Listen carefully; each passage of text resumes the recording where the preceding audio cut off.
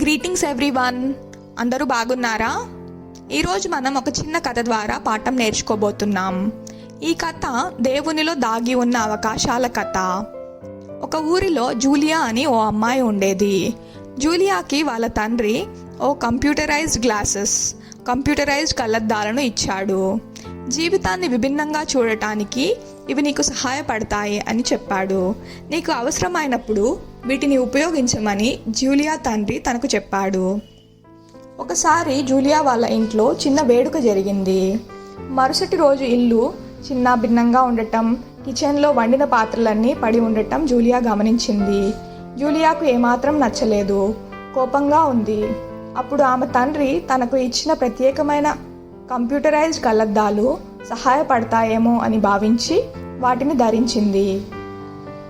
Opportunity to serve, సేవ చేసే అవకాశం అనే పదాలు ఆ కళ్ళద్దాల తెరపై మెరుస్తున్నాయి. ఇంటిని చక్కబెట్టడం ద్వారా తన కుటుంబానికి సహాయపడవచ్చని జూలియా భావించి అలా చేసింది. కుటుంబంతో ఎంతగానో సంతోషించింది. ఇలా రోజులు గడుస్తున్న కొద్దీ ఒకరోజు జూలియా ఫ్రెండ్ తనతో గొడవపడి ఎన్నో మాటలు అనింది. ఆ మాటలకు జూలియా ఎంతగానో బాధపడి కన్నీళ్లు పెట్టుకుంది. ఫ్రెండ్పై విపరీతమైన కోపం వచ్చింది. ఓదార్పు కోసం జూలియా తన తండ్రి ఇచ్చిన కంప్యూటరైజ్డ్ కళ్ళద్దాలను ధరించింది. ఈసారి ఆపర్చునిటీ టు లవ్, ప్రేమించే అవకాశం ఆ కళ్ళద్దాల తెరపై మెరిసింది. ఆ సందేశాన్ని గ్రహించిన జూలియా తిరిగి వెళ్ళి ఫ్రెండ్తో ప్రేమగా మాట్లాడి సమాధానపడింది. ఇద్దరూ కలిసి ఎంతగానో సంతోషించారు.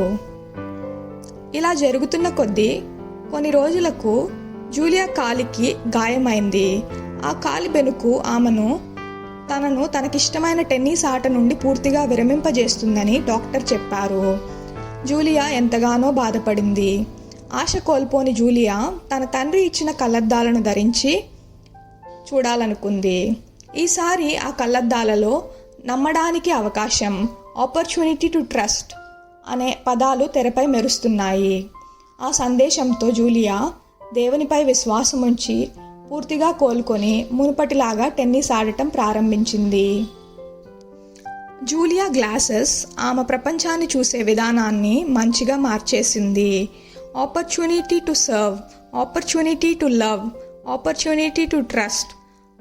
ఆమె తరచుగా ఫిర్యాదు చేసే విషయాలు నిజంగా మారువేషంలో ఉన్న అవకాశాలు అని జూలియా గ్రహించింది. మనం కూడా మన జీవితంలో లేదా మన చుట్టూ ఉన్న వారి జీవితంలో ఎన్నోసార్లు అడ్డంకులను, సమస్యలను ఎదుర్కొంటాం. ఆ సమయంలో ఎంతగానో కృంగిపోతాము, జూలియాలా బాధపడతాం. అటువంటప్పుడు దేవుడు మనకు ఆ అడ్డంకులను విభిన్నంగా చూడటానికి, వాటిని అధిగమించడానికి అవకాశాలను కల్పిస్తున్నాడని గుర్తు చేసుకుందాం. దైవ దృష్టితో చూస్తే ఎటువంటి అడ్డంకులైనప్పటికీ గొప్ప అవకాశాలుగా మారతాయని గ్రహిస్తాం. బైబిల్లోని గలతీ పత్రిక 6వ అధ్యాయం 10వ వచనంలో, కాబట్టి మనకు సమయం దొరికిన కొలది అందరి ఎడల, విశేషముగా విశ్వాస గృహమునకు చేరిన వారి ఎడలను మేలు చేయుదము అని ఉంది. ఇతరుల ఎడల మనము మేలు చేయుదము. ఈ కథ మనకు అడ్డంకులలో దేవుడు మన కోసం దాచి ఉంచిన అవకాశాలను గుర్తు చేస్తుంది. మనం కూడా జూలియా లాగా ఈ కథలోని కంప్యూటరైజ్డ్ కళ్ళద్దాలను ఇతరులకు సహాయపడేందుకు ఉపయోగిద్దాం. Thank you for watching. ఈ స్టోరీ కనుక మీకు నచ్చినట్లయితే లైక్ చేయండి, ఇతరులకు షేర్ చేయండి. Please subscribe to this channel. మళ్ళీ ఇంకో స్టోరీతో కలుద్దాం.